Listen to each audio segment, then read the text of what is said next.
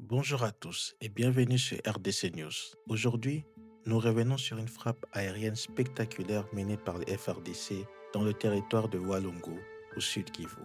Une opération ciblant une mine d'or considérée comme l'un des poumons financiers de l'AFCM 23.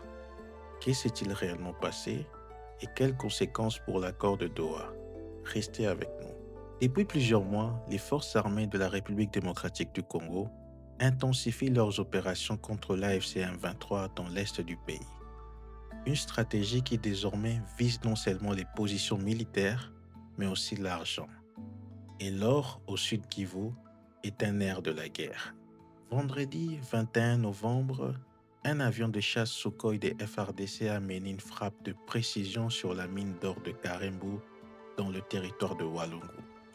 Selon plusieurs sources sécuritaires, cette mine était exploitée illégalement par des ressortissants chinois, en collaboration directe avec le M23.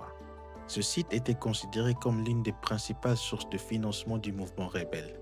L'or extrait aurait été acheminé vers le Rwanda, que Kinshasa accuse de soutenir l'AFC M23. Aucun bilan officiel n'a encore été publié, mais des témoins présents sur place parlent des morts et des blessés parmi les exploitants.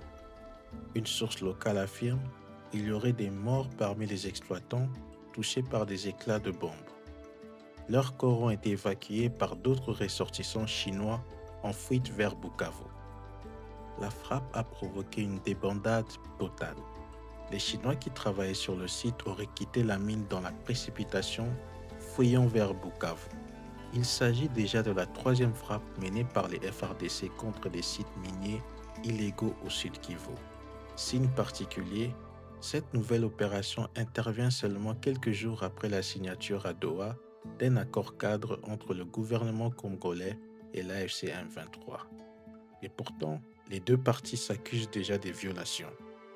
Cette attaque contre une ressource stratégique du M23 pourrait raviver les tensions et fragiliser davantage un accord déjà très contesté.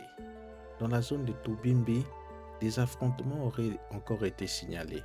Des tirs sporadiques continuent d'être entendus, preuve que la situation reste volatile. Pour les FRDC, frapper les finances du M23 est une stratégie assumée, mais les répercussions, elles, pourraient être explosives.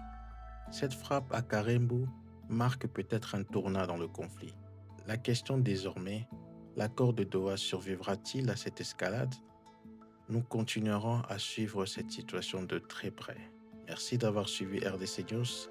N'oubliez pas de liker, commenter et de vous abonner pour rester informé de l'actualité politique et sécuritaire en République démocratique du Congo.